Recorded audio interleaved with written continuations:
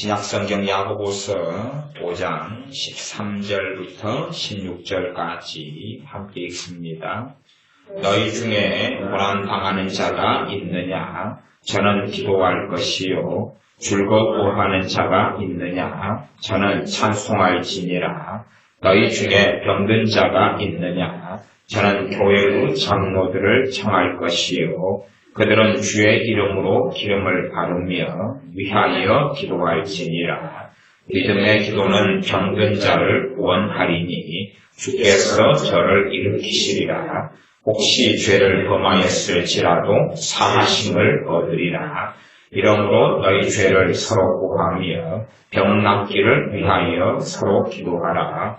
의인의 간구는 역사하는 힘이 많으니라. 아멘.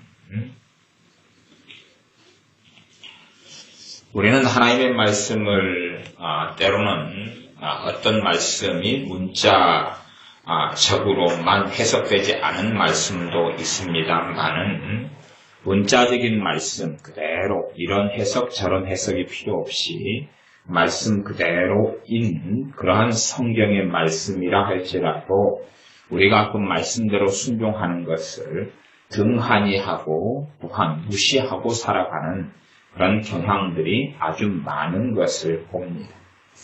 5장 13절에는 너희 중에 고난당하는 자가 있느냐? 저는 기도할 것이요. 고난당하는 사람들은 기도해라. 이렇게 말씀합니다. 그러나 유감스럽게 고난당하는 사람, 고난 중에 있는 사람이 기도하지 않습니다. 그리고 어떻게 해결되지 않을까 하는 요 행수를 가집니다. 실제로 많은 예수님 믿는다 하는 사람들을 만나보면 이상한 사고방식들을 가지는 것을 꽤 많이 봅니다. 어떤 사고방식이냐 하면 주술적이고 샤머니즘적으로 하나님을 믿는 겁니다. 소위 말하면 내가 하나님을 믿는다고 말만 하고 하나님을 믿는다고 인정만 하면 하나님께서 내 사업이든 직장이든 일이든 가정이든 보장해주고 복을 줘야 되고 책임을 져줘야 된다 하는 방식입니다. 심지어 나아가서 내가 주일날 예배만 드리러 다니면 그리고 나가 예수를 믿는다고만 하면 하나님은 내 삶을 보장해줘야 된다는 그 신비주의적인 관점을 가지고 있는 사람들을 많이 만납니다. 아마 그런 것이 맞다 그러면 하나님의 사람들, 다니엘이나 예레미야나 이사야나 또 신약 성경에 있는 주님의 사도들이 그렇게 고통스럽게 때로는 간절히 기도하면서 믿음의 여정, 믿음의 능력을 통해서 하나님 앞에서 걸어갔고 하나님께 쓰임받지는 않았을 겁니다. 그냥 그 사도들이나 선지자들 같은 사람들이 얼마나 경건한 사람들입니까? 단지 그들이 믿는다고만 하면, 예배만 드린다면 모든 것이 형통하고 잘 돼야 된다. 이런 관점을 어떤 이들은 참 많이 가지고 있습니다. 그래서 자기가 예배당에 나갔는데 자기의 사업 문제가 잘 안 풀려요. 왜 그러냐는 것이고, 왜 그러냐는 그런 사람들을 봅니다만은 저는 그런 사람들을 믿는 사람들이라고는 보지 않습니다. 그런 사람들의 믿음은 가짜고 하나님 말씀에 근거하지도 않고 하나님 말씀에 해당되지도 않지요. 예수를 믿는 사람들은 당연히 고난을 겪습니다. 그래서 심지어 우리 주님께서는 너희가 영생에 들어가기 위하여서 많은 환난을 겪어야 될 것이다 말씀하시기도 하셨습니다. 그러므로 믿는 사람에게 있어서 고난은 특별한 것이 아니라 그냥 일상사이기도 하고 때로는 평안할 때도 있고 어려움이 있을 때도 있고 고난이 있을 때도 있다 그 말입니다. 그래서 너희 중에 예수를 믿는다는 사람들이 너희 중에 고난당하는 자가 있느냐? 저는 기도할 것이요. 고난의 때에는 뭐 하라 그럽니까? 기도하라. 그렇게 말씀합니다. 참 단순한 말씀입니다. 어떤 영해로 해석될 수 있는 부분도 없고 상징성을 가지는 것도 없고 그냥 말씀 그대로인 것입니다. 그대로인 것. 그래서 정말로 예수를 믿는 사람들이 고난당할 때에 사람의 도움이나 이모저모 살피지 않고 하나님께 기도하면서 충분히 엎드린다면 많은 하나님의 도우심과 하나님의 돌보심을 보게 될 것이고 낭망하고 쓰러지고 절망하고 한탄하는 일들은 드물 것이다 하는 것입니다. 또 그 다음 구절은 즐거워하는 자가 있느냐? 저는 찬송할지니라. 사실 이 구절도 참 순종이 안 되는 구절 중에 하나입니다. 내가 즐거움이 있어요. 어떤 즐거움, 행복함을 느낍니다. 그러면 어디로 가라는 이야기입니까? 찬양으로 가라는 이야기. 왜냐하면요, 우리가 어떤 즐거움이나 성공이나 이런 걸 느끼게 되면 하나님을 잊어버리기가 쉬워집니다. 그래서 잠언 30장에 아굴의 잠언 같은 경우에 내가 부욕해 되어져서 하나님을 모른다 할까? 말하자면 부욕해 되니까 즐거운 일들이 많다 그 말이에요. 세상적으로 돈이 많으니까 해외여행을 할 수도 있고 또한 남들이 못 먹는 걸 먹고 살 수도 있고 내가 더 많은 좋은 옷을 가질 수도 있고 좋은 화장품을 가지고 좋은 차를 이런 구입해서 타고 다닐 수도 있고 하는 가장 좋은 것들을 누릴 수가 있습니다. 그러니 실상은 부요함이나 부자가 되어져서 누릴 수 있는 즐거움, 그 즐거움을 누리다 보면 하나님 잊어버리게 돼요.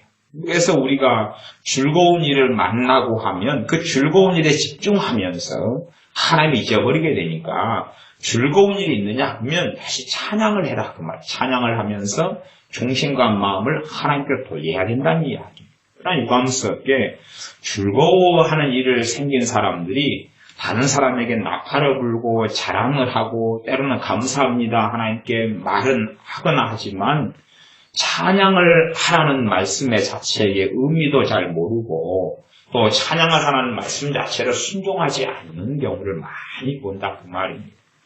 내 자식이 예를 들어서 대학에 합격하는데 대학 중에서도 아주 좋은 대학, 인류대학교로 합격합니다. 그러면 이제 즐거움이 왔지요. 인류대학교 합격한 것 가지고 뭐 해야 됩니까? 찬양을 해야 돼. 하나님께 찬양. 인류대학교 합격해서 문제가 아니라 내게 지금 즐거움이 왔잖아요. 그러니 하나님께 찬양해야 되는데 그렇게 할 때만이 알 수 있어요. 왜 즐거워하는 자들은 찬양하라 그렇게 말씀하시는지. 그러나 이러한 간단한 말씀도 등한히 해버리고 순종하지 않습니다. 그 다음에 이제 14절, 오늘 말씀의 중심이 이제 이 치유에 대한 이야기입니다. 병든 것, 치유에 대한 말씀을 합니다. 그래서 14절에 보면, 너희 중에 병든 자가 있느냐? 저는 교회의 장로들을 청할 것이요. 그들은 주의 이름으로 기름을 바르며 위하여 기도할지니라. 참 간단한 말씀입니다. 간단한 말씀. 병든 자들은 누구를 청하라 그럽니까? 교회의 장로님들을 청하라. 당시의 장로님들은 지금으로 하면 주의 종들입니다. 주의 종들이에요. 물론 제가 당시의 주의 종하고 지금의 주의 종의 차이점이 있다는 이야기는 제가 설명을 했습니다. 그러나 그 차이점이 있다 할지라도 그걸 우리는 판단할 수 있습니까? 없습니까? 없습니다. 우리는. 그건 하나님의 몫이지 우리의 몫은 아니에요. 우리가 어떤 주의 종, 내가 섬기는 교회에서 목회자에 대해서 저 양반 영성 있네, 없네, 신령하네, 신령하지 않네, 어쩌네, 저쩌네는 하나님 몫이 내 몫은 아니에요. 그 말씀은 참 간단해요. 병든 사람들은 누구를 청하라는 겁니까? 교회의 장로들을 청하라. 그것도요, 한 사람이 아니라 들입니다. 들이에요, 들. 혼차가 아니라 들을 이야기예요. 그래서 주님께서 제자들에게 말씀을 한참 가르치신 후에 어느 때인지 정확하게 성경은 안 나와 있습니다만은 공생애 때 말씀을 한참 가르친 이후에 처음부터는 아닙니다. 이후에 그 다음에 첫째는 사도들을 뽑습니다. 사도들을 뽑아요. 제일 많은 제자들을 불러가지고 그래서 사도들을 뽑아가지고 사도들에게 또 말씀을 가르쳐요. 그 다음에 어느 때인지 또 몰라요. 그 다음에 그 이후에 사도들이 어느 정도 준비가 되어졌을 때겠죠. 그들에게 병을 치유하고 귀신을 쫓아내는 권능을 나누어 주십니다. 그리고 2명씩 짝지어서 각 성이나 마을에 다니면서 귀신을 쫓아내고 치유하면서 복음을 증거하게 하십니다. 그리고 이제 또 얼마 있다가 70명의 제자들을 부릅니다. 그 중에 또 70명을 또 불러요. 불러가지고 70명에게도 귀신을 쫓아내고 그 다음에 병을 치유하는 권능을 또 나누어 주셔요. 그리고 70명에게도 2명씩 짝지어가지고 이제 치유하고 귀신을 쫓아내고 복음을 증거하라 그럽니다. 근데 가만 보면 몇 명 이렇게 짝을 지었습니까? 2명이에요. 최소한 2명이에요. 그러니까요, 이 하나님의 치유하심의 신비는 말하자면 혼자의 단일 사역이 아니에요. 혼자의 한 명의 사역이 아니라 주님은 최소한 2명씩 짝짓는 사역이에요. 그래서 그런 의미에서 교회의 장로들이다 하는 이야기가 있습니다. 참 단순한 이야기입니다. 지금으로 이야기하면 교회의 장로님들이 그냥 어떤 치리 장로님을 이야기하는 게 아니라 어쨌든 목회자를 이야기한다 하는 것은 다 알 수 있는 이야기입니다. 그러면 병든 사람은 누구를 부르라는 이야기입니까? 교회의 장로님들을 부르라는 이야기, 청하에 부르라는 이야기. 내가 병들었으니까 사람들 그런 생각을 합니다. 내가 병들었으면 당연히 목사님이 와서 당연히 치유해주고 기도해주고 해야 된다. 아니, 성경은요, 병든 사람이 부르라고 이야기한 거예요. 목회자가 와가지고 당연히 기도해주라는 이야기를 하는 게 아니라 불러야 된다고 이야기해요. 여러분 잘 들어보시면 성경에요, 치유를 받기 위해 사람들이 예수님을 찾아갔습니까? 아니면 예수님이 병자들을 찾아다녔습니까? 물론 간혹 가다가는 병자들을 찾아다닌 경우가 있는 것처럼 보이지만 여러분이 가만 보시면 어떤 집에 말씀을 전하고 계시는데 중풍병자를 데리고 와요. 사람들이. 병자들을 데리고 와요. 들판에 계시고 말씀을 증거하시는데 병자들을 데리고 와요. 사람들이. 산에서 말씀을 전하시고 말씀을 마치시면 병자들을 데리고 와요. 이것이 성경에서 말씀하는 겁니다. 병자가 직접 와야 되는 문제고 그들이 주의 종을 못 오는 경우는 이게 청할 정도가 된다면 이 정도 병은 중병을 이야기하는 것이에요. 본인이 거동할 수 있는 경우는 직접 찾아가는 것이고 거동할 수 없는 중병 정도면 자기가 움직일 수 없으니까 누워서 죽음을 기다려야 되거나 너무 큰 중병이기 때문에 오라고 요청을 해야 되는 거죠.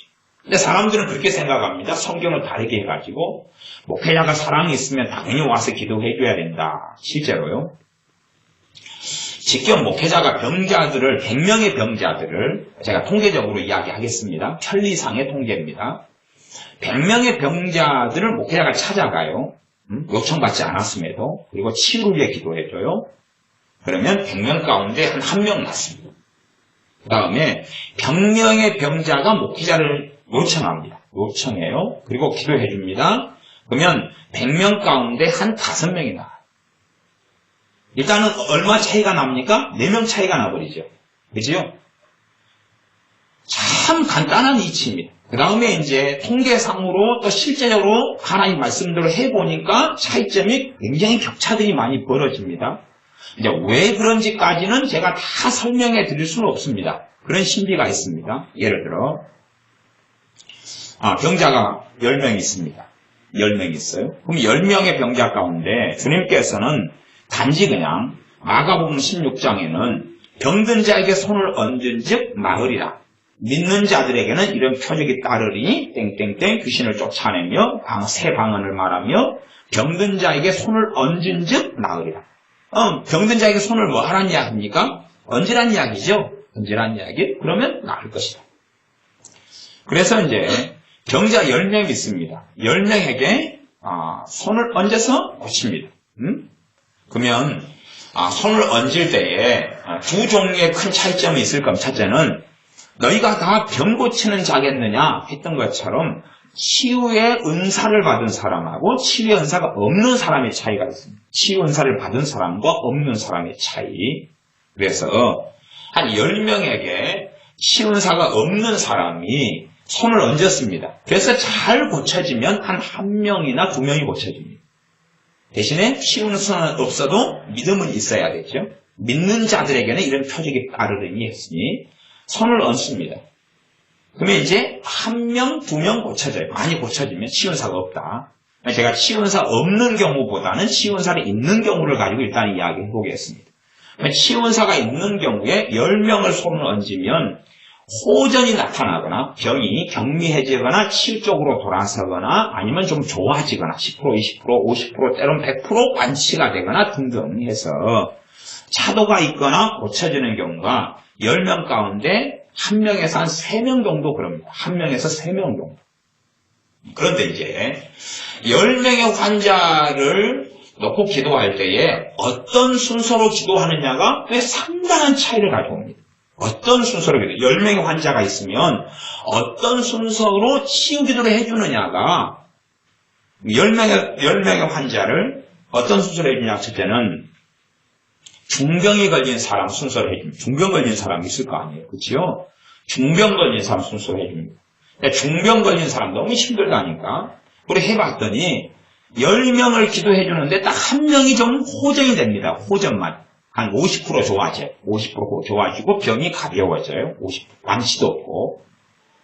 그 다음에 또 어떤 경우에서는 10명의 환자를 기도하는데 그런데 중병이라고 기도해주는 게 아니라 병이 완화됐거나 가볍거나 무겁거나 상관없이 가장 믿음이 있는 사람, 가장 성령의 역사가 있는 사람을 먼저 기도를 해줍니다. 가장 믿음이 있고 성령의 역사가 있는 사람. 그래서 그 순서에 따라 기도해주면 10명 가운데 심지어는 5명 이상이 치유됩니다. 지금 똑같은 사람을 놓고 치유를 하는 이야기를 지금 하고 있습니다. 똑같은 사람을 놓고 치유도 하는데 그래서 치유 기도를 해줄 때에 마음이 닫혀있는 사람, 요행수를 바라는 사람, 그냥 기도만 받고 되면 되고 안 되면 안 돼. 그리고 자기를 돌아보기보다는 성경은 주님께서 치유를 해주실 때 항상 강조하신 것은 너가 믿느냐? 너가 믿으면 하나님의 구원을 치유를 보리라 그래요. 그러니까 주님께서는 끊임없이 기도받는 사람의 뭘 물으신 거예요? 믿음을 물으셨습니다. 근데 어리석고 악한 사람들은 자기 탓은 없어요. 자기는 무죄예요. 그래서 하나님이 고칠 마음이 있으면 고치고 안 고칠 마음이 있으면 안 고치시겠거니 생각하고 하나님께 책임을 전가하고 떠넘기거나 치유기도 하는 사람에게 책임을 떠넘깁니다. 그러나 성경은 명백하게 마태, 마가, 누가복음 같은 공간복음 세 복음서는 끊임없이 치유기도 받는 사람의 믿음을 요구하시고 요청하셔요. 그래서 치유기도 같은 경우는 10명의 환자가 있다 그러면 가장 먼저 해주십시오 그런 사람이 아니라 사실은 먼저 해주십시오를 요청해가지고 급한 순서대로 해가지고는 사실 치유 사역은 거의 잘 되질 않아요.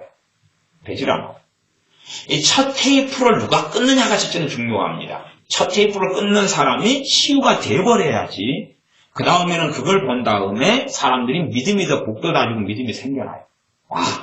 저분 나보다 중병이었는데 고쳐주셨네. 그럼 나도 고쳐주실 거 아니야. 그런 믿음이 생겨나. 그 다음에 자기가 볼 때, 저분 나보다 믿음도 없고, 저분 성질도 개떡 같으신데, 고쳐졌네? 그럼 나도 고쳐질 것 같아. 그리고 믿음을 가지게 됩니다. 그러니까 어떤 사람을 먼저 치유하느냐, 그 성령의 인도하심을 잘 받으면, 똑같은 10명을 치유도 해주는 데 있어서, 결과가 아주 좋게 나옵니다. 아주 좋게 나와서 심지어는 10명 가운데 한 반까지라도 치유가 됩니다. 반까지라도. 사실은 굉장한 치유는 사람 하나님께 받았다 그래도 10명을 기도할 때에 특별한 부흥의 시대 때가 아닌 한은 한 50%도 안 되고 굉장한 치유의 은사라 할지라도 10명의 병자를 놓고 기도하면 프로테지가 한 30% 이쪽 저쪽밖에 안 됩니다. 굉장한 치유 은사를 받았을 때에 10명의 병자를 놓고 기도할 때에 3명 정도 고쳐지거나 지금 현재 한다 그러면 그런 좀 넘거나 이런 통계도 있습니다. 제가 어떤 그런 치유 쪽의 책들을 보면 그렇더라 그 말입니다. 물론 제가 했던 치유사역 가운데 조그만 경험을 가지고 어떤 통계를 내기는 어려우니까 그런 이야기는 못 해드리겠습니다. 그래서 가장 기본적으로 사람들은 이 말씀 그대로 너희 중에 병든 자가 있느냐 저는 교회의 장로들을 청할 것이요 그들은 주의 이름으로 기름을 바르며 위하여 기도할지니라. 그러면 교회의 장로들 지금으로 하면 주의 종들을 청하라는 말씀을 간단하게 받아요. 그런데 그 다음에 이제 청해도 안 고쳐지는 사람도 물론 있어요. 또 물론 있다는 걸 넘어서서 훨씬 많죠. 안 고쳐지는 사람보다 많아요. 많지만 그럼에도 불구하고 지금 많은 병든 사람 또 병든 가족을 둔 사람들 가운데 중보 기도만으로 해결하는 사람들이 많이 있어요. 참 놀랍지 않아요? 제가 야고보서 이 5장만 가지고 설교한다 그러면 아마 이 굉장히 많은 설교를 저는 5장 가지고 했던 것 같아요. 중보기도가 기도 가지고 간구기도도 했고 병든 치유에 대한 것은 참 많은 경우에 했고 참 단순한 말씀이에요. 그런데 병든 가족이 있다 그러면 가족의 병든 걸 놓고 기도를 해요. 기도를 해요. 그러면 기도하라 그랬습니까? 기도를 받으라 그랬습니까? 기도를 받으라 그랬잖아요. 성경에 기도를 하라 그랬어요. 기도를 받으라 그랬어요. 근데요, 사람들이 자기가 더 똑똑해요. 자기가 더 똑똑하고, 자기가 더 대단하고, 자기가 더 월등하고, 그 다음에 예수 믿는 사람도요, 병원을 이용하는 건 하나님의 선물입니다. 선물인데, 그러나 병원보다 먼저 하나님으로부터 치유가 오는 게 더 중요해요. 더 중요하고, 그래서 하나님께서 나를 고치시느냐 그렇지 않느냐가 먼저의 관건이에요. 물론 여러분이 감기 걸리셨으면 하나님의 치유도 구할 필요가 있겠지만 그냥 약 드시는 것도 빠르다 그 말입니다. 링겔을 때로는 맞는 것도 좋으시고 또 어떤 분들의 지혜대로 하면 초장에 그냥 약을 세게 써가지고 그냥 푹 쉬어버리고 뜨거운 물 많이 마셔주고 그런 것도 괜찮고 좋습니다. 그러나 이제 우리가 그런 가벼운 것, 몸으로 때울 수 있는 병을 이야기하는 건 아니잖아요. 이게 그런 독감이라든지 감기라든지 아니면 무좀 같은 것도 몸으로 때울 수 있지 않습니까? 그래서 몸으로 때우기 최고 좋은 게 발가락 양말. 몸으로 그렇게 감당하고 때우고 발가락 양말 같은 거 이용하고 그래서 발 사이의 간격을 떨어뜨리고 등등 할 수 있다 그런 말이에요. 그런 거 말고 정말로 주님의 치유가 아니면 안 되는 것들 있잖아요. 주님의 도우심이 필요한 것들, 치유가 필요한 것들, 그것들에 있어서는 사실은 병원을 의지하기보다는 하나님 앞에 먼저 나아가야 됩니다. 그러나 많은 예수 믿는 사람들 가운데 치유를 안 믿는 사람도 있어요. 치유를 안 믿는 사람도 있고 그 다음에 치유를 믿어도 자기 방법으로 믿어요. 자기 방법. 그래서 성경은 명백하게 교회의 장로님들을 청할 것이요 그렇게 했는데 병든 자가 청하라 그랬어요. 병든 자를 둔 가족이 자기 가족을 위해 청하라는 이야기는 아니에요. 또 그러니까 이 부분도 꽤 어렵습니다. 그러니까 우리가 병든 가족을 놓고 부르고 청했을 때에 사실은 치유 확률은 굉장히 떨어집니다. 현저히 떨어져요. 그래도 안 부를 때가 부를 때의 차이는 뭐냐 그러면 가족을 둔 사람이 가족이 이제 부모님인 경우도 있고 그렇죠. 그 다음에 자식인 경우도 있고 형제인 경우도 있을 거예요. 그러면 전혀 안 청했다 그러면 치유는 당연히 0%예요. 그렇죠. 근데 가족인 경우도 청했다 하면은 100명 가운데서 물론 주의 종들이 치유 현사가 있느냐 없느냐에 따라서 이제 치유의 율은 많이 달라지고 그럽니다. 그 다음에 똑같이 병든 가족도 기도해준다 그럴 때 우호적이고 옹호적이고 열린 마음이냐 그렇지 않느냐 불신자라도요 안 믿는 사람이라도 그러느냐 그렇지 않느냐에 따라서 확연한 차이가 많이 나타납니다. 그 사람의 마음의 상태에 따라서. 그렇지만 좀 편리적인 이야기를 한다면 안 불렀을 때는 치유율이 0%예요. 당연히 안 불렀으니까. 병원을 통해서나 기타 등등 해야 되겠죠. 그러나 불렀을 때 같은 경우는 불신자다 그러면 100명이 내 불신자 가족을 놓고 불렀다. 그러면 100명 가운데 놀랍게 5에서 10 정도는 고쳐집니다. 참 희한해요. 지금 불신자 이야기합니다. 불신자 5에서 10도 고쳐져요. 우리 박종사님 이 시아버지 같은 경우에 안 믿는 분이셨는데 옛날 이야기를 하면 제가 그 병동에 신방을 이봉래 원장님이랑 같이 갔는데 박종사님 그때 저하고 전혀 모르는 사이였어요. 시아버지가 중풍이 걸리셔서 반신불구가 되시고 입이 다 돌아가시고 한쪽 팔 한쪽 다리가 다 마비되셔가지고 더 전에 병원에 계시다가 더 심각하게 악화되셔서 더 큰 병원으로 옮기신 상태였는데 하필이면 그 팔병상을 가진 그 병실에 저희가 환자가 있어 신방을 갔어요. 우리도 암 환자가 있어서 기도를 해주려고. 근데 저희가 기도했던 암 환자는 믿음 자체도 없고 하나님 의지하는 것도 없고 요행수만 있으셔서 신방을 가고 기도를 많이 해드렸어도 고쳐지지 않았어요. 호전될 때는 있었어요. 죽어갔을 때에 기도해주고 죽어야 되는데 살린 경우는 한 2-5번 있어요. 근데 그러지만 치료는 그분 자체가 하나님께 나오는 믿음 자체가 아니었어요. 그때 우리 마창현 부치님 그 암 해가지고 그 병실에 누워 계셨거든요. 그 다음에 이제 이쪽 끝에가 우리 박정원 사님 시아버지가 계셨어요. 그러니까 우리가 마창현 부처님을 놓고 제가 이제 기도를 같이 원장님이랑 하고 그다음 좀 있으니까 전혀 안 고쳐졌어요. 치유도 전혀 안 나타났어요. 그냥 위로상 가가지고 기도해 준 거예요. 그런데 이제 박정원 사님이 우리 모를 때에 와가지고 목사님, 제 시아버지 위해서 기도해 주세요. 그러는 거예요. 그래서 그래요? 그러면은 믿으시는 분 같은데 그럼 해드려야지요. 그리고 하니까 1분이 안 돼서 입도라 같은 게 돌아오고 팔다리가 다 온전해지고 그리고 치료가 됐어요. 안 믿는 분이신데 대신에 마음이 기도해 주는데 우호적으로 열려 계셨어요.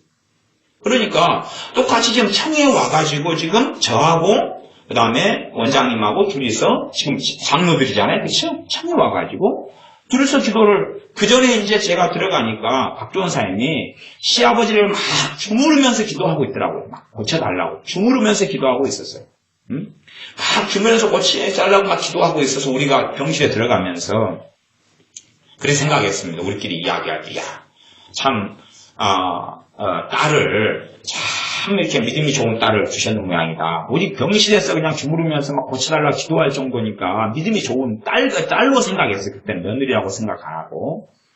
그러다가 이제 시아버지다 그러니까 며느리였구나. 이제 참 시아버지를 놓고도 안 믿는 분을 놓고도 막 고쳐달라고 주님께 열심히 기도할 정도면 병실에서 막 주무르면서 기도하고 계시던 것 같아요. 참 믿음이 열심히 있고 좋으신 분이다. 그렇게 생각했지요. 이게 청하지 않았으면 아마 우리 박정원 사님이 시합을 놓고 아무리 주물고 기도해도 저는 고쳐지지 않았을 거라고 봐요. 그런데 단순하게 청했어요. 그리고 1분 만에 치료가 됐다고 말이에요. 물론 이제 그분이 신앙생활로 하시고 주님께 나오는 데는 그래도 한 2, 3년의 시간 걸렸던 것 같아요. 교회까지 나와서 예배드리게 되고 그다음 저한테 세례받게 되기까지는 시간이 좀 1, 2년, 2, 3년 걸리셨던 것 같아요. 그렇지만 주님은 신속하게 그때 고치셨어요. 그래서 중풍을 회복시키시고 고치셨죠. 그러니까 단순하게요. 내가 내 가족을 위해서라도 이 주의 장로들을 청하느냐 주의 종들을 청하느냐 안 청하느냐가 치유가 되느냐 안 돼. 이 하나님의 방법은 이러는 거예요. 하나님의 방법은. 근데 제가 사람들 참 많이 보면 희한하더라고. 뭐가 희한하냐 보면 교회 기도 부탁을 했다는 거예요. 교회 중보기도 팀에게 기도 부탁을 했고 주의 종들의 기도 부탁을 했고 그랬다는 거예요. 그러면 이제 환자는 어디 계시냐 그러니까 요양원에 계시거나 중환자실에 계시거나 그러면 물론 주의 종들을 불러가시고 그냥 기도를 받는 경우도 있죠. 근데 이제 그런 것은 이게요, 이 야고보서 5장 말씀을 알고 이게 하나님의 방법이고 하나님의 뜻이다는 것을 알고 부르는 거라고. 그냥 보통 누가 가족이 아프고 힘들고 죽어가고 그러면은 주의 종들 부르잖아요. 부르고 그냥 평이하게 기도하잖아요. 그렇게 고쳐달라고도 기도하고. 그런 거하고는 전혀 양상은 다릅니다. 지금. 그러니까 부르는 사람 자체가 이 말씀을 정확하게 알고 있어야 되고 그 다음에 이 말씀 앞에서 순종해야 돼요. 주님 앞에서 순종해야 돼요. 그러느냐 안 그러느냐지 똑같은 모양새가 있어서 그냥 주의 종이 와서 샬라샬라하고 주여 고쳐주시옵소서 그냥 신방 가는 길에 병원 신방 병원에 들려서 기도해주고 지나가서 되는 문제는 아니라고 말이에요. 부르는 사람이 정확하게 지금 이 상황을 알고 있어야 돼요. 하나님께서는 병자를 치유하시는 가장 기본적이고 근원적이고 일반적인 방법으로 이걸 제시해 놓으셨어요. 그러면 우리가 이 중보기도를 통해서 이게 내 병든 가족, 형제, 교인, 교우 심지어 우리가 신앙생활하는 교회 목사님이 중병에 들었어요. 그러면 이제 심지어 목사님이 한 1000명 된 교회 목사님이다. 중병에 걸렸다. 그러면 1000명 된 교인이 기도한단 말이에요. 1000명 된 교인 목사님이 치유를 위해 기도해요. 그러나 그렇게 해서 우리 가족, 형제, 심지어 목사님 이런 분들이 중병에 걸려가지고 교인들이 합심하여 막 기도하는데 치료된 경우는 그런 분이 100명이 있다 그래도 치료된 경우는 100명 가운데 하나도 어렵습니다. 이제 100명에서 단위를 좀 높여가지고요. 1000명의 병든 사람이 있어요. 1000명의 병든 사람이 있고 기도를 중보기도 그냥 안 만나고 그냥 기도만 해줘요. 이름을 아니까 또 가까운 가족이기도 하고 주님 고쳐주시옵소서 그리고 기도를 해줘요. 1000명을 놓고 기도해줘도요, 1000명 가운데 1명도 채 고쳐지지 않습니다.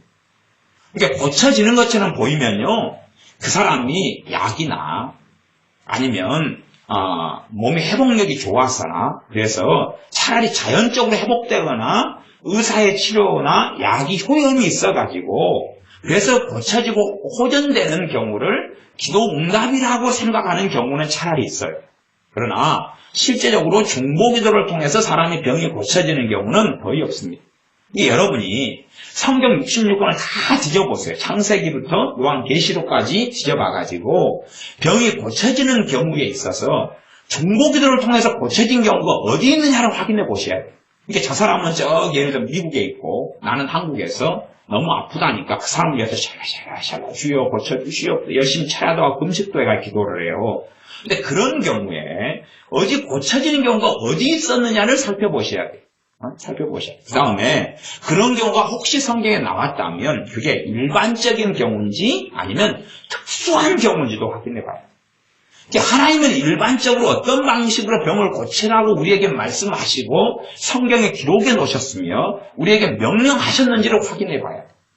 그래서 사람들은 이 고쳐달라고 하나님께 막 기도하면서 하는 것을 그래 자기가 하나님과 가까우니까 하나님 방법 무시해도 되고 하나님 말씀은 무시해도 되고 자기 스타일로는 하나님 고쳐달라고 기도하는 게 제일 편하지요. 그런데 그렇게 해서 1000명의 병든 사람으로 기도했을 때 제 하나도 고쳐지지 않습니다. 사람들은 잘 고쳐진다고 착각을 하시는 것 같아요. 그렇게 된다면 얼마나 편리합니까? 병든 사람을 위해서 기도하면 된다 그랬지요.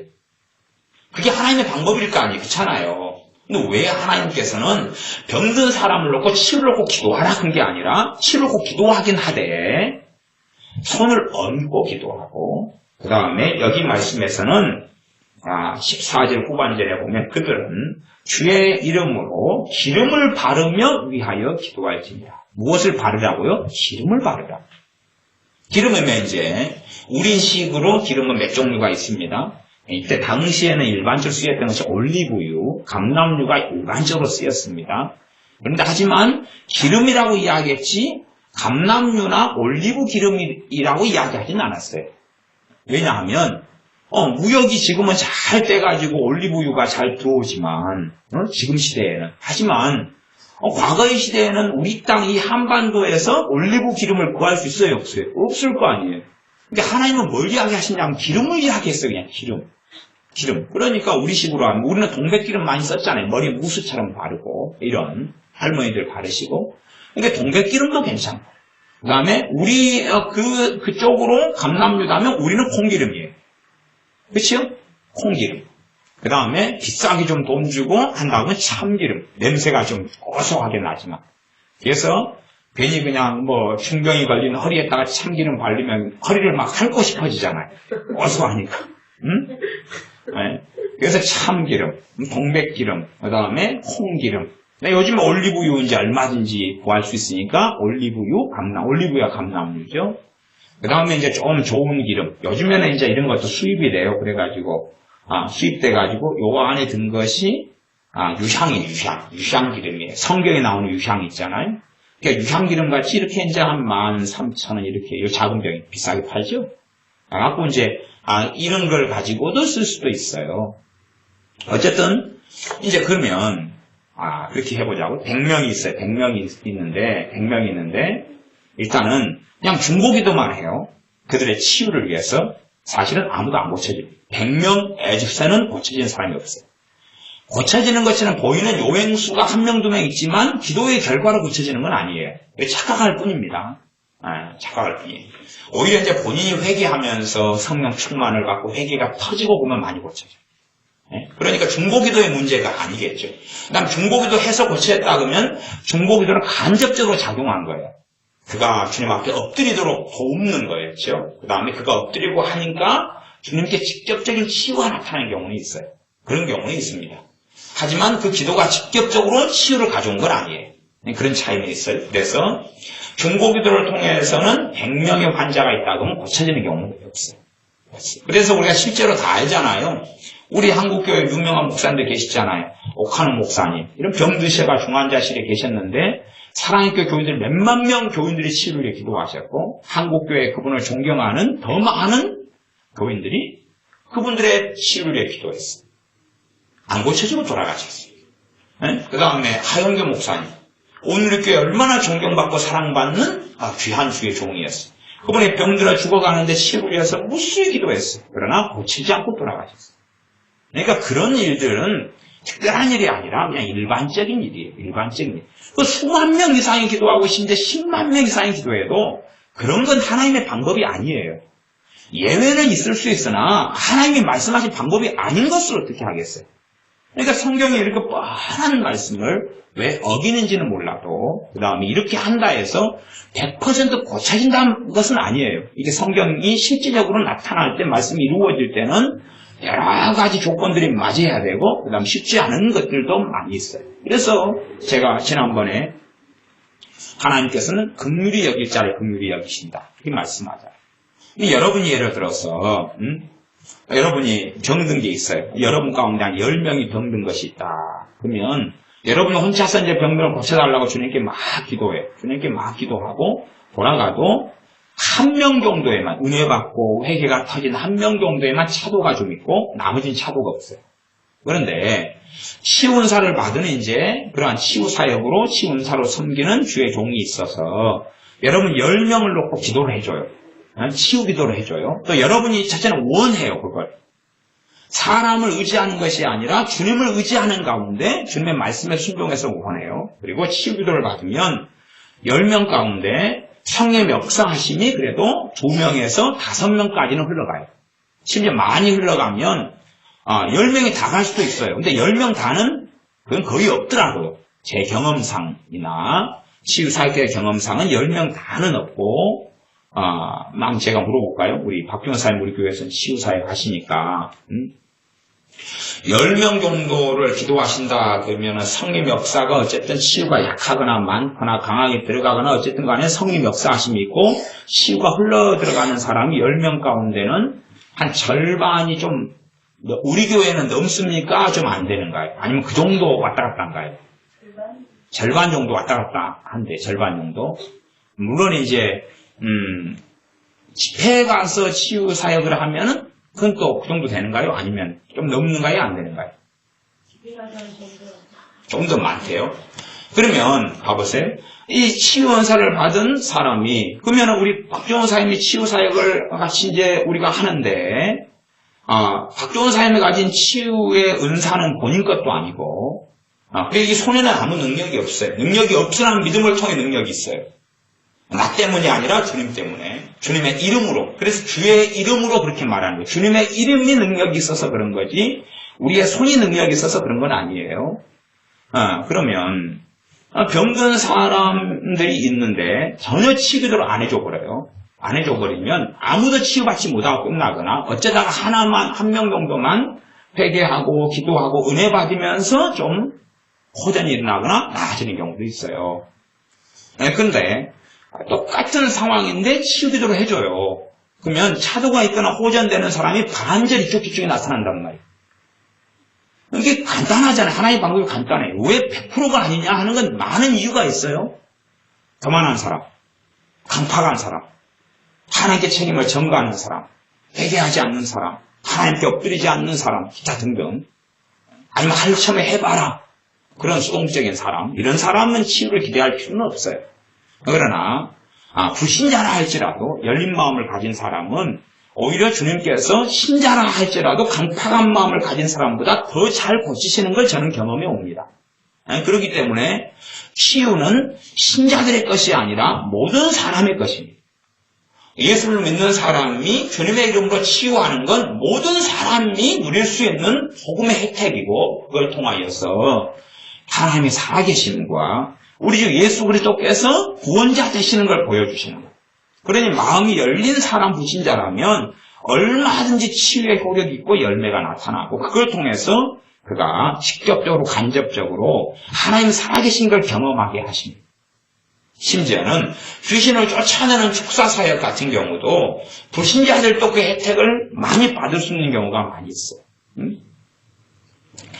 그래서 이제 이 치유의 하나님의 치유의 방법은 간단합니다. 그래서 우리들이 이런 단순한 하나님 말씀을 보고도 사실은 우리는 우리 생각을 가지고 순종을 하지 않는다고 순종을 하지 않아. 물론 다 교회 장로님들 청하고 주의 종들을 청해가지고 기도받는다 해서 100%가 당연히 고쳐지진 않지요. 그러나 안 부를 때하고 부를 때의 차이는 형격합니다. 형격에서 부르게 되면 그래도 제 개인적인 생각은 그래도 한 10%에서 30% 정도. 그러니까 10명이다 그러면 1명에서 3명 정도 사이나 혹은 많으면 그 이상은 차도가 있다. 차도가 있고 급속한 치유가 나타나기도 하고, 물론 여러분 우리 교회 식구들 같은 경우는 치유를 받으신 경험과 일들이 많으시잖아요. 우리가 다 말은 하지 않지만 몸에 참 각자가 다 병들을 가지고 있는 것도 많아왔고, 그냥 몸으로 버팅기는 병이죠. 몸으로 때우고 그냥 살아가는 병들. 이게 뭐 단순한 병이다 그러면 사실은 단순하진 않지만 여자들 같은 경우는 이렇게 발마다 마술에 걸리시잖아요. 안 좋은 마술. 그래가지고 이렇게 이제 이 월경통, 생리통이죠. 생리통을 보통 그냥 가볍게 그냥 하루나 살런에 배 아프다가 지나가야지 정상이에요. 정상인데 너무 그게 심하게 가는 거예요. 그러니까 심지어 어떤 분들은 여기에 한 달에 15일을 가는 분도 있어요. 꼭 기저귀를 차고 다녀야 되는 분도 있고, 그러면 여자의 인생으로 살면서 그건 자기가 저주가 되고 혐오가 되는 일일 수밖에 없어요. 그러니까 그것이 뭐냐면 병이에요, 병. 그건 병이에요. 병인데 누구에게 말할 수도 없고 어떻게 할 수도 없고 심지어 병원에 가서도 치유가 되지 않는 병이어서 한방으로 좀 요법을 받고 치료법을 어떻게 좀 하면 좀 개선되다가 다음에는 또 제자리로 돌아가 버리죠. 병이에요, 병. 병이에요. 그러면 그런 경우라 할지라도 기도를 받는다. 그런 극심한 생리통. 그래서 그것을 내가 30년을 달고 왔었는데 만성적인 생리통. 근데 그 똑같은 생리통 환자가 10명이 치료를 받는다. 그러면 1명에서 3명 고쳐집니다. 안 받고 자기가 30년 동안 기도해 옵니다. 아무도 안 고쳐집니다. 아무도 30년 동안 하나님께 기도해 오고 생리통 고쳐달라고 기도해 왔어요. 아무도 안 고쳐져요. 아무도 안 고쳐져요.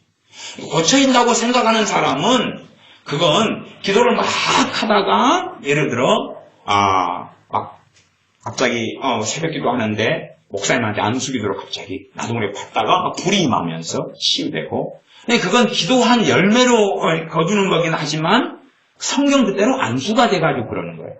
그러는 거지 직접 혼자만 기도해가지고 이 극심한 생리통이 치유되는 건 아니에요.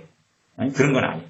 기도 응답이 이제 나타나가지고 그렇게 흘러가긴 하지만 직접적으로 내 병을 고쳐달라고만 기도해가지고는 아니다 그 말이에요. 그러니까 사람들은 자기의 믿음을 좀 과대하게 생각하고, 그래서 자신이 믿음만 좋으면 자신의 병을 자신이 고칠 수 있을 걸로 생각하는데요. 그렇진 않아요.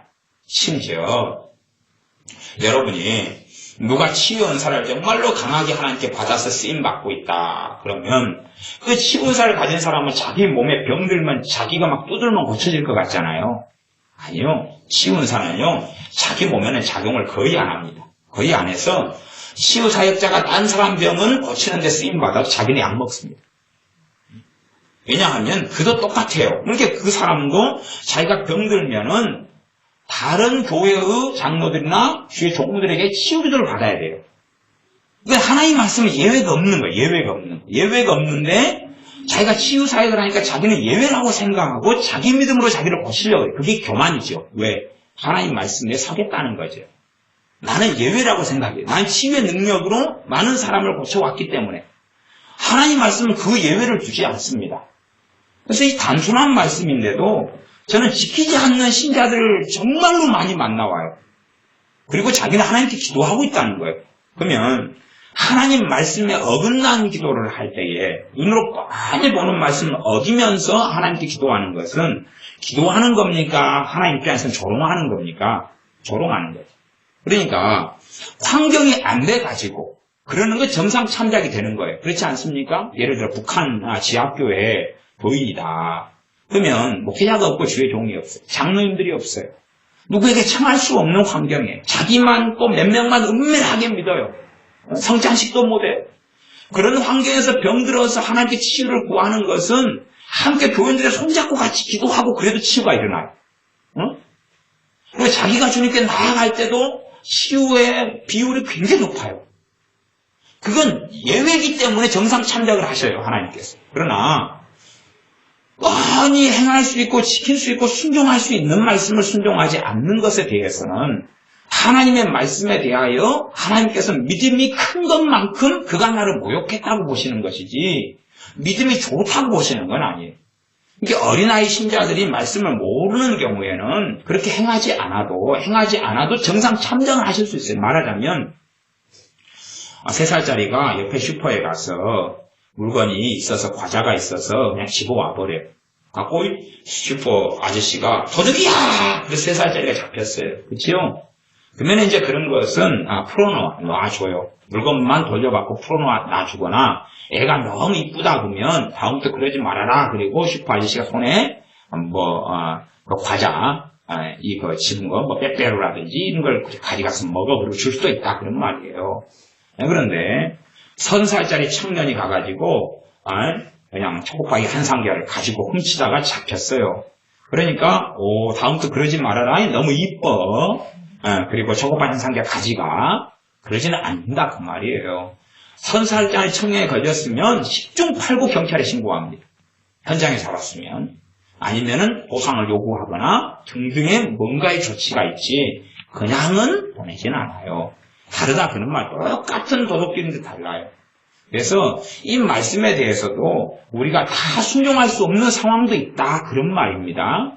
내가 예를 들어 내가 배를 타요. 그래서 무역선을 타면은 한 반년 정도 배에 떠 있는다. 그러면 거기에서 병들고 아파요. 병들고 아프면 어떻게 기도를 못 받을 거 아니에요. 그치요?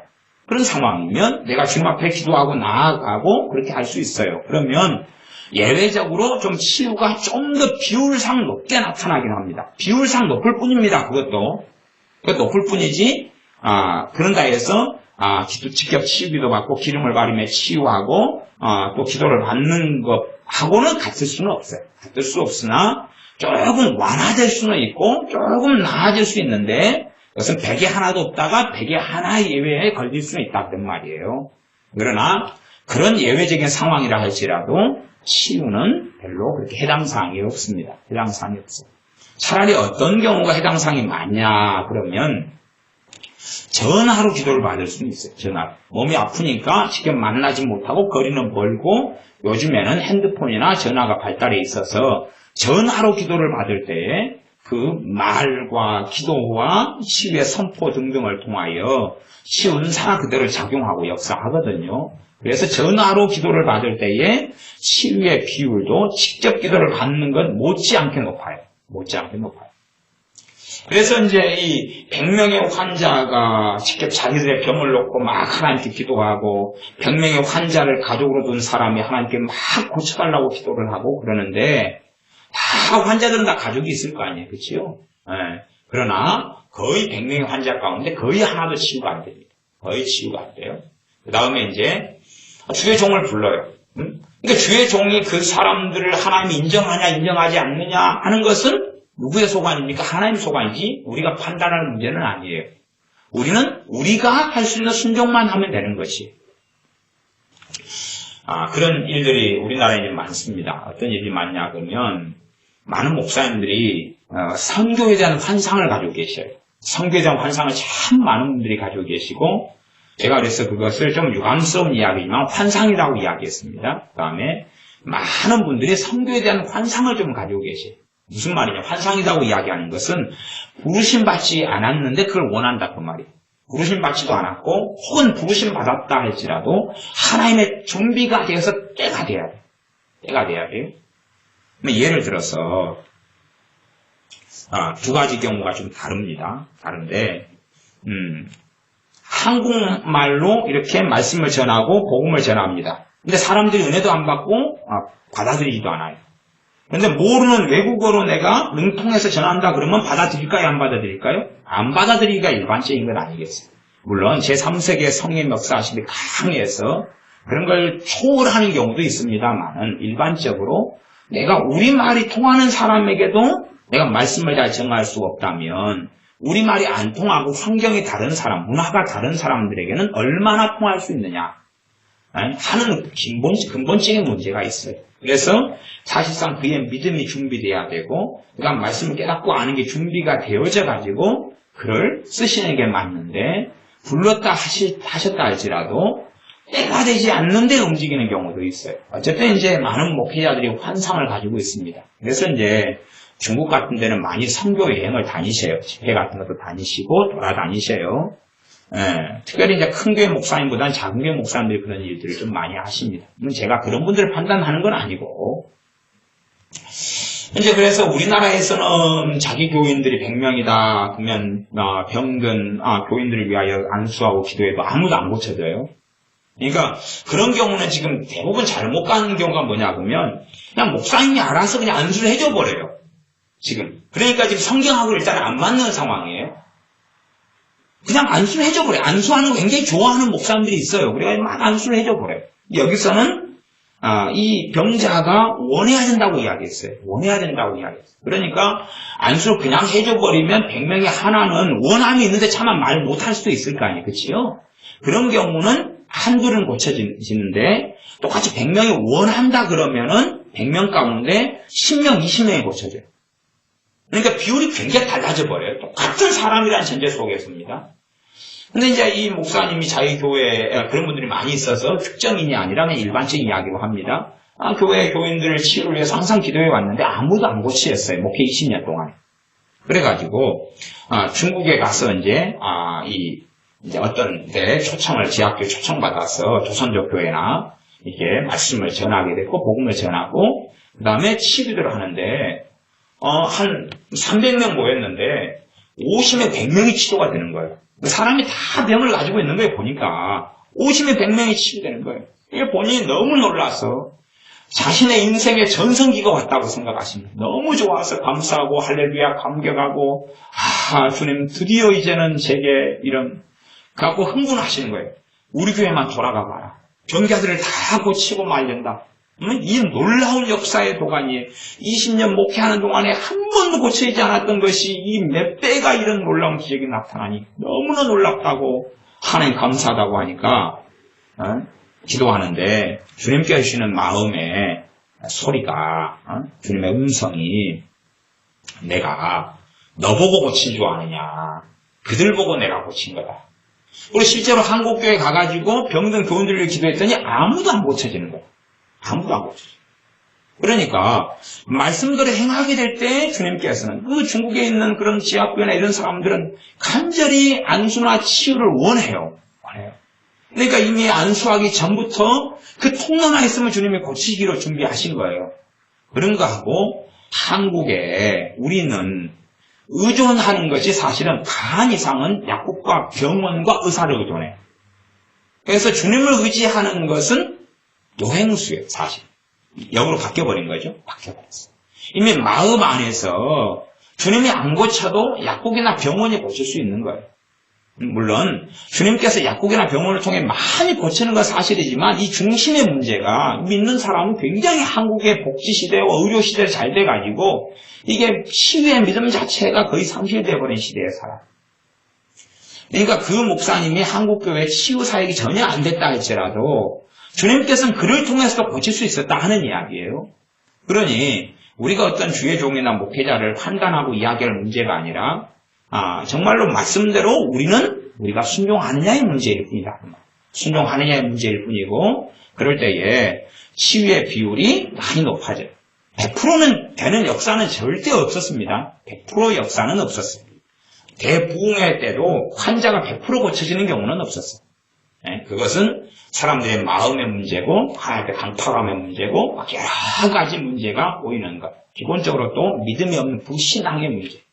불신앙, 의심 막 이런 걸 가져가면서 하나님이 나 고치면 믿고 안 고치면 안 믿고 하나님은 그런 경우는 1000,000명이 원해도 하나님은 하나도 안 고칩니다. 하나님을 조롱하는 사람 하나님이 비웃으신다 그랬어요. 하나님이 나 고치면 내가 믿어보고요. 그것은 믿음이 아니에요. 믿음이 아니고 지금 멋대로 살아가는 데 있어서 하나님이 이용하겠다. 이제 당신 나한테 이용당했어. 이용하겠다 그런 것이지 하나님께 굴복하고 엎드리고 회개가 터지고 찬양하고 경배하고 예배하고 그런 건 아니기 때문에 하나님은 그런 1000만 명의 사람이 하나님을 불신하면서 고쳐보시오. 고쳐서 나를 고치면 나가 믿어볼 거고 안 고치면 안 믿을라요. 그런 교만한 소리에는 1000만 명이 부르짖어도 다 지옥에 보내실 뿐이지 그런 건 절대 역사적으로 응답하신 예가 없습니다. 하나님을 조롱하는 사람들을 하나님께서 무너뜨리시고 파괴하신다 그랬지 하나님을 조롱하는 사람들 하나님 봐주고 불쌍히 여기고 긍휼히 여긴다는 말씀이 없어서 하나님께서는 불쌍히 여길 자를 불쌍히 여기시고 긍휼히 여길 자를 긍휼히 여기신다 말씀하십니다. 그래서 우리가 말씀 그대로 이 병기아들 환자들이 있다 그러면 이들을 놓고 이제 이 병기아들 100명이 교회의 장로님들 청합니다. 그리고 기도를 받아요. 치유사가 있는 경우에 이제 주의 종들하고 없는 경우에는 차이가 난다 그랬어요. 그러나 부르기 전에 자기들만 기도해가지고는 100명이 하나도 고쳐지지 않다가 불렀을 경우에는 이제 한 명부터 하나도 안 고쳐지는 경우는 거의 없어요.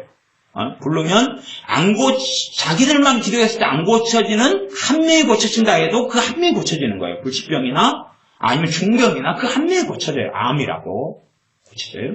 1명, 2명, 3명, 5명, 10명.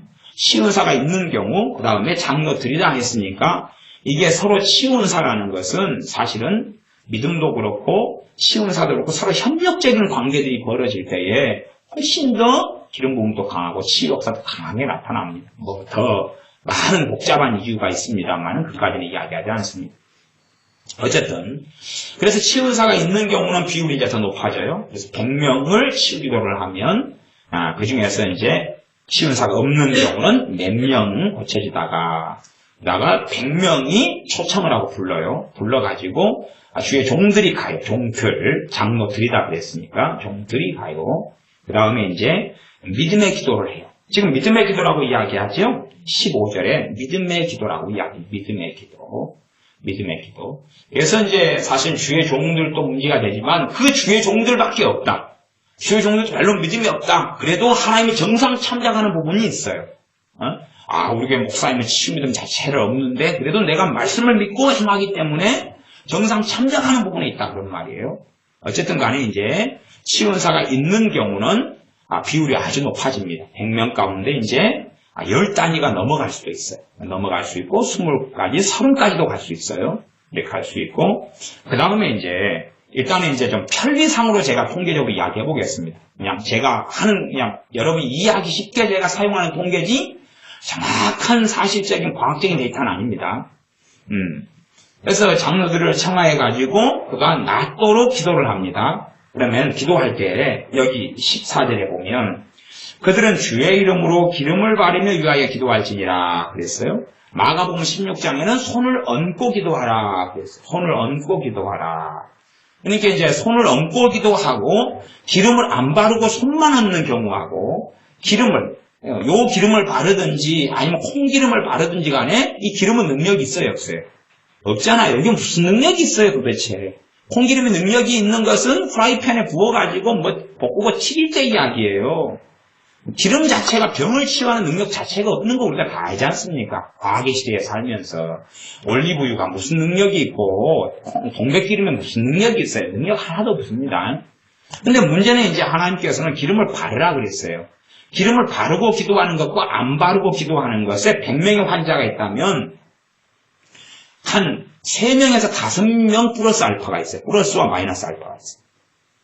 그러니까 우리가 그 신비적인 걸 다 이해하지 못하는데 말씀에 순종해서 기름을 바르고 기도하면 손을 얹고 기도하는 것하고 그냥 손을 얹고 기도하는 것하고 똑같이 안 고쳐질 사람 5명 정도가 더 고쳐진다 그 말이에요. 더 고쳐져요. 물론 5명보다 더 많은 사람이 고쳐질 수 있으나 제가 지금 그냥 기본적으로 차이가 있다는 이야기를 지금 하고 있는 겁니다. 기름을 바르고 기도할 때 하고 말씀은 지금 기름을 바르라 그랬어요. 이 지혜로우신 하나님께서 이 기름에가 무슨 기름이든지 간에 참기름이 고소한 냄새의 능력이지 고소한 냄새를 맡으니 그냥 몸이 치유돼 버리고 그런 물론 냄새 치료법이라는 게 있긴 합니다만은 그러나 본질적으로 그것이 고쳐지기보다는 어떤 마음의 작용을 하고 생각의 작용을 해서 몸의 회복력을 좋게 해서 고치는 아로마 치료법 같은 거 있죠? 그런 양상일 뿐이지 직접적인 치유를 가져오는 게 아니에요. 그래서 이 기름을 바르라는 것에서 기름 자체가 능력이 없다는 거 하나님이 아시는데 기름을 바르는 순종과 기름을 안 바르는 불순종 사이에 100명이다 그러면 그냥 얹고 기도할 때에 예를 들어 10명이 고쳐진다 그러면 기름을 바르고 기도하면 5명이 더 고치신다 그 말이에요. 5명이. 아니면 손을 얹고 기도할 때에 이제 교회 장로님 청에 가지고 오고 그 다음에 청에 가고 그 다음에 손을 얹고 기도할 때에 한 20명이 고쳐진다 100명 가운데 그러면 기름을 바르고 하면 30명이 고쳐져요. 그 다음에 손을 얹고 기도할 때 50명이 고쳐진다 하면 기름을 바르고 기도하면 60명, 70명이 고쳐져요. 그러니까 플러스 알파는 손을 얹고 기도하는 수치가 높아져가면 기름을 바를 때 수치는 더 높아져가요. 그러니까 우리가 왜 그 신비가 무엇인지 모르나 하나님께서 우리에게 뭘 요구하시냐 하면 믿음을 요구하시며 믿음은 기본적으로 순종으로 나타난다 하는 사실입니다. 내가 하나님 손 얹고 기도하면 고쳐지는 줄 말씀 그대로 믿습니다. 그런데도 손 얹고 기도를 전혀 안 해요. 그러면 그거 믿는 사람입니까? 안 믿는 사람입니까? 안 믿는 사람이죠. 기름을 바르며 기도하라 그랬어요. 하나님 말씀 아멘입니다. 그랬는데 기름을 바르고를 전혀 기도하지 않아요. 그러면 그 사람은 그 말씀을 믿는 사람입니까? 안 믿는 사람입니까? 안 믿는 사람이죠. 그러니까 사람들은 제가 이런 말을 할 때는 좀 과격하게 언어를 씁니다. 주둥이만 살아서 그런다. 그리고 입만 살아서 믿습니다. 그러는데 정말 믿습니다 하는 것은 뭘로 나타나야 되는 거예요? 열매의 순종으로 나타나야 되는 것입니다. 입만 믿습니다. 주님의 치유를 믿습니다. 그래놓고 주님의 치유 방법대로 순종을 안 해요. 그러면 주님의 치유를 믿는다는 게 아니라 자기 스타일을 믿는다는 것이죠. 자기 식으로 믿는다는 것이에요. 그래서 예수 믿는 사람들이 정말로 주님의 살아계신 치유를 참 많이 받을 수 있는데 주님의 치유를 상당히 많이 받을 수 있어요. 그 다음에 실제적으로 주님께서는 모든 주님의 자녀들을 고치시기를 원해요. 병 때문에 고통받으면 여러분 그 생각 혹시 해보셨나요? 병들면 믿음이 좋아지고 연단됩니까? 혹시 여러분이 저는 사람들 만나보면요 병이 연단을 가져온다는 거예요. 물론 꼭 안 그렇다고 말할 수 없으나 혹 병을 통해서 연단을 얻으려는 사람을 저는 변태라 그럽니다. 아주 특수 케이스인데 정상은 아니다. 근데 일단은 여러분의 병 중에서 가장 그냥 가벼운 병, 치통이라고 생각해 봅시다. 치통을 1년을 앓으면 믿음이 좋아집니까? 1년을 앓으면 기도가 잘 됩니까? 기도가 잘 돼요? 1년을 앓으면 계속 하루 내내 1년 내내 이가 이래요. 성경이 잘 읽어집니까? 그런가요? 연단을 가져와가지고 1년 동안 하니까 주여 감사합니다. 치통을 하루 앓았을 때는 기도가 안 되더니 지금은 300일째 너무 기도가 잘 됩니다. 은혜가 너무 감사해요. 기름 부음이 임했어요. 성령 충만이 임했어요. 그럽니까? 아니면 그렇게 해보자고요. 다리가 저려요. 그래 다리가 무릎이 관절이 애려가지고 제대로 걷지도 못해요. 심지어는 심각해져서 그냥 기어다녀야 돼요. 그 다음에 똥오줌 화장실 제대로 못 가요. 그러니까 믿음이 연단돼가지고 주여 감사나이다. 똥오줌을 가리지 못하게 되고 그냥 바지에다 싸게 되니까 너무 믿음이 좋아졌습니다. 병은 그 사람의 믿음의 연단을 가져오지 않습니다. 그래서 주님께서는 치유를 원하시지 병을 원하시지 않습니다. 치유를 원하시죠. 그러니까 사람들은요 자기에게는 만성병이 믿음이 연단이다 변태적인 소리를 합니다. 말씀 그대로 행하지 않으면서. 그러나 병은 연단을 가져오지 않습니다. 여러분이 병이 연단을 가져온다고 주장하는 사람들은요 일단은 자기가 병들었는데 치유 안 되는 거에 대한 합리화를 하는 사람이에요. 합리화. 자기는 거룩하고 경건하고 그러면서 그것을 통해서 하나님은 나를 고치고 있다는 등등의 합리화를 주장하고 싶은 거예요. 그러나 정말로 질병에 큰 고통을 당하는 사람은 그것이 절대 연단을 가져오지 않는다는 걸 알아요. 아니면 그렇게 생각해 보자고요. 자기 병 말고 여러분 자식이 앓고 있다고 생각해 보세요. 여러분 자식이 앓고 있으니까 네 병 좀 많이 알아봐. 그러면 네 성질도 좋아질 거고 네가 믿음이 좋아질 거고 하나님께 바로 서게 될 거야. 자식의 병이 그걸 가져옵니까? 안 가져옵니까? 안 가져와요. 병은요, 온갖 근심을 가져오고, 돈에 대한 문제를 가져오고, 마음의 번뇌를 가져오고, 신체의 고통이 오니까 병든 사람 치고 짜증 없고, 신경질 없고, 원망 없고, 분노 없고, 이런 게 없는 사람을 찾아보고, 만성병 앓는 사람은요, 범사에 짜증이요, 범사에 신경질이요, 예민함이요, 막 온갖 것을 다 얽매이게 돼 있어요. 네? 그리고 두려움, 근심, 건강 근심증, 건강에 대한 공포, 죽음에 대한 공포가 계속 들어오기 시작해요. 건강한 사람들은 죽음에 대해 생각 안 합니다. 네? 늙어서도 건강하신 분들은 죽는 거 생각 안 해요. 네? 그것은 또 이제 복이 아니겠죠. 불신자에 있어서요. 그러나 그래서 어떤 경우에 정말 불신자에게는 주님을 만나기 위한 통로, 믿음의 연단이 아니라 주님을 찾기 위해서 심령이 가라앉게 되기 위하여 병이 필요하고 병이 하나님의 은혜일 수 있다 그런 말이에요. 그러나 주님을 만나고 거듭난 신자에게는 병은 없어져야 될 거고 치유돼야 될 거지. 그래서 성경이 너희 중에 병든 자가 있느냐 그러면 누구는 연단이니까 그대로 앓고 누구는 고쳐져야 되고 그런 구분을 하고 있지 않습니다. 혹시 여러분이 병원에 가보시면 복음이 무엇인지를 알 수 있어요. 병원에 가보시면. 물론 좋은 병원에 가셔야 됩니다만은 병원에 가보시면 내 몸을 잘 관리하지 못함 때문에 내 실수 때문에 병금 때문에 왔는데 의사가 나를 고치려고 애를 쓰지. 물론 돌파리가 많다는 게 문제가 됩니다만은 고치려고 애를 쓰지 나를 정죄하지 않습니다. 그러지 않습니까? 병원에 가면 정죄받고 와가지고 그냥 잔소리하고 야단치는 의사 선생님들이 있어요. 그러면 다시는 그 병원 또 안 가잖아요.